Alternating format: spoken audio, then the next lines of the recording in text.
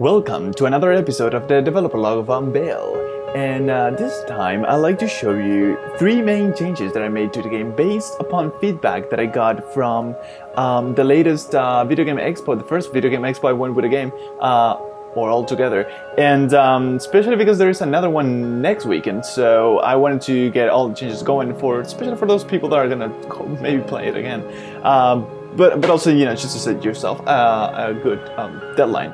Also, from now on, you're going to be able to see all the progress and changes in the game from within the changelog section in the development page of unveilgame.com. So make sure you check that out. Yes, links in the description below. Now, back to this. Three main things that I changed, and here they are. First of all, so one of the main issues that people had is that they didn't know that the simulation stopped whenever they interact with something. But now I made it super clear and also super beautiful. So whenever you interact with something, say even the ground itself, everything stops. Nice, huh? And you get the simulation paused frame on the top, which was the initial implementation, and everything was still animating, so that felt kind of weird. So now it actually makes much more sense, and it just looks beautiful how the particles just stop in mid-air. All the animations, just beautiful. It looks even more beautiful during the rain, trust me. Next thing that I'd like to show you, that's number 2. By the way, that was really important for people to know that, you know, they shouldn't just wait in a menu for things to occur. The second thing is actually hunting. Before, you had to walk around the grass to find a prey and then start hunting. But that was kind of obnoxious because if you were just trying to traverse the tall grass patch, you can still end up in hunting, which is kind of annoying. You had to leave, I don't know, yada yada. Now, whenever the player walks into the grass patch, you're gonna get a notification for the first time saying, "Hey, okay, we can hunt here." You know, it's just for players to actually know that can happen in grass patches because nothing's gonna happen on its own, right? So they need to learn in some way. So hopefully they'll try to interact, and now you get the look for prey interaction. And as you can see, everything pauses, and then you click it, and you know, the little guy is like, okay, we already got something. Actually, we're gonna leave. We don't care about hunting right now, but you get the point, right? So if you see something, then you enter that, right? And that's way better because I can just freely walk here and nothing's gonna happen to me. One of the issues that people had, this is the major change number 3, is that whenever whenever it was pitch black, you wouldn't see anything. Now, what most people said is, hey, how about you just put a big, aura, or sorry, small aura, so you can see around yourself. That's what most games do anyways, right? But yeah, Unveil is not like most games. It's more realistic, right? It's more like if you can't see, you can't see, period, right? So that's why you get pitch black situations. Now, by the way, I like to highlight this is a testing map. There are no buttons in nature, just to be clear. So back to our business. So, but I tried it, and I let players play with it, but it just felt awkward that you would have this glow around you. What are you? That you're glowing in the dark? That didn't make sense.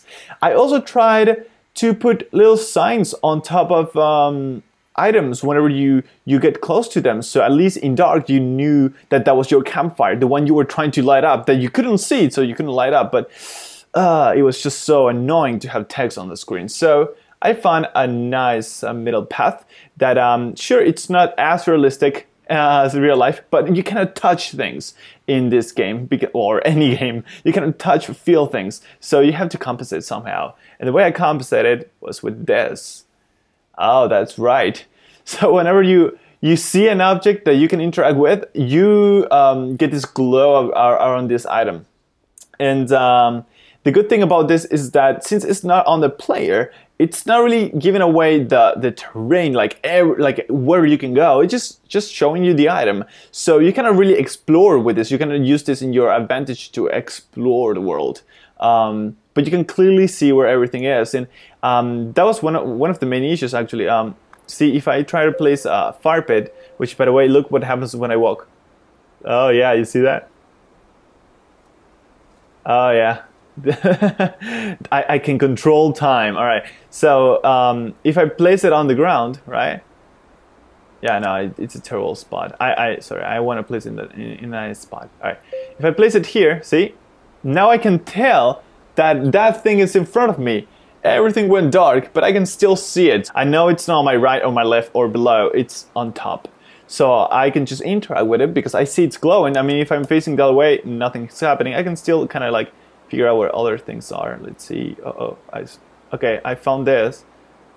Okay, see, you cannot really explore the night as you're supposed to unless you get a torch, so, you know, bear that in mind.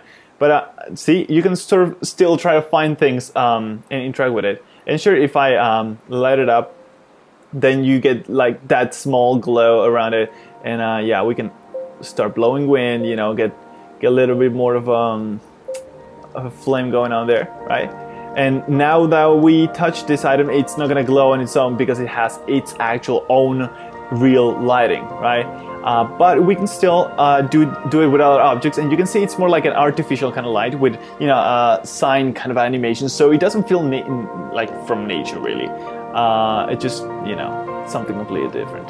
So that's the whole idea. So those were 3 major changes done to the game. There were a few more, like, I don't know, the fact that you can now hunt with an axe now. Somebody said that you should be able to at least get a wood log out of this and use it as kind of like a temporary torch. That's something that I could totally implement later on. Okay, one of the things that many people suggested was also that many did, that whenever you have this and you're like, I just want to clear all selection, you can just press the back button and it will clear everything, and if you press it again, then you go back to the previous screen and you can see the keys on the top left reflecting that, right? Just clear and then go back. And that is way better when you're just trying to figure out, okay, no, this is not what I want, clear. This, no, clear. This, no, clear. You know, way faster. And I agree that had to be there. So that's the good thing about, you know, testing. So yeah, there are a few more things, but you can check them all at the changelog.